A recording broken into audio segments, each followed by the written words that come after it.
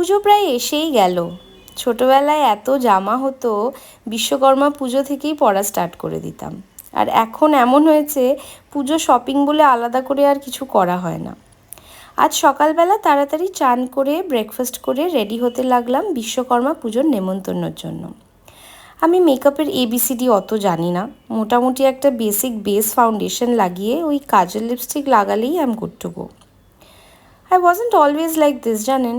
যখন 20s ছিলাম I use to take dressing up very seriously. কোন জামার সাথে কোন জুয়েলারি যাবে, ইনফ্যাক্ট কোন লিপস্টিকের শেড যাবে, এসব নিয়ে খুব পার্টিকুলার থাকতাম। But as years went by and specially after becoming a mom, এসব আর কিচ্ছু করতে ইচ্ছা করে না।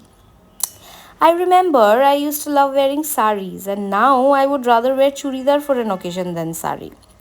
Reason হলো শাড়ি পরে মেয়েকে সামলানো becomes a task for me. I know a lot of people যাদের কাছে এসব কোনো ব্যাপারই না, but I am not one of them. Ready হয়ে মেয়েকে নিয়ে বেরিয়ে পড়লাম আমার শ্বশুরমশাইয়ের বাইকের শোরুমের পথে। অ্যাকচুয়ালি পুজোটা আজ ওখানেই হচ্ছিল। আমার মেয়ের শরীর আজ সেরম একটা ভালো নেই, একটু ঠান্ডা লেগেছে, তাই ক্লান্ত হয়ে পৌঁছানোর আগেই ঘুমিয়ে পড়ল। পুরোটা টাইম ওর দাদুর কোলে ঘুমালো আর আমি বসে পুজো দেখলাম। বিশ্বকর্মা পুজোতে আগের মতো ঘুড়ি আর কেউ ওড়ায় না, যদিও বা আমি ঘুড়ি ওড়াতে পারি না, বাট ছোটোবেলায় বাকি ছেলে বন্ধুগুলোদের সাথে ঘুড়ি ওড়ানো দেখতে খুব মজা লাগতো। পুজো মিটে যাওয়ার পরে বাড়ি ফিরে এলাম, আর বাড়ি ফিরতেই দেখি মিশোর দুটো পার্সেল এসছে।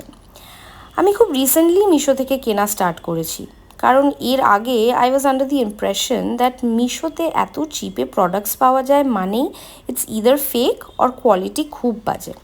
বাট দেন আই রিয়েলাইজ যদি রেটিং দেখে, রিভিউজ পড়ে আর রিয়েল ইমেজ দেখে অ্যানালাইজ করা যায় তাহলে ঠকার চান্স কিন্তু কম। And the products are quite good compare to the price. প্রথম বক্সটা খুলে দেখলাম দুটো সোপ ডিসপেন্সার এসছে। অনেক দিন ধরেই ওই ডেটলের পাম্পসগুলো ইউজ করছিলাম আর দেখতে একদমই ভালো লাগতো না। তারপর মিশোতে এই দুটো দেখে বেশ ভালো লাগলো, তাই কিনে ফেললাম। মেটেরিয়ালটা প্লাস্টিক, কিন্তু ফিনিশিংটা সেরামিক আর গ্লাসের মতো। দামটা বেশ কম, দুটো মিলিয়ে মাত্র 340 টাকা নিল। চটপট লিকুইড সাবানটা ডিসপেন্সারগুলোতে ট্রান্সফার করে বেসিনে রেখে দিলাম। দেখতে কিন্তু এবার বেশ ভালো লাগছে। নেক্সট নিয়েছিলাম এই প্লান্টারটা, এটার দামও ওই অ্যারাউন্ড 250 নিয়েছিল। পার্সেলটা খুলে বেশ স্যাটিসফাইড হলাম, কারণ কোয়ালিটি অ্যান্ড সাইজ দুটোই বেশ ভালো। প্লাস একটা গ্রেনি টেক্সচার ছিল প্লান্টারটায়, which was making it look very classy. আমার এই টিভি টেবিলটার একটা কর্নার ফাঁকা আছে, তো অনেক দিন ধরেই ভাবছিলাম এখানে একটা প্লান্ট রাখবো। তাই অন্য কর্নারে এই আর্টিফিশিয়াল গাছটার প্লান্টারটা চেঞ্জ করে এই নতুন প্লান্টারটা লাগিয়ে দিলাম। আর আমার পুরনো এই প্লান্টারটাতে বসিয়ে ফেললাম আমার ব্যালকনি থেকেই নেওয়া একটা স্নেক প্লান্টকে। সব সেট আপ করে বেশ স্যাটিসফাইড লাগছিল।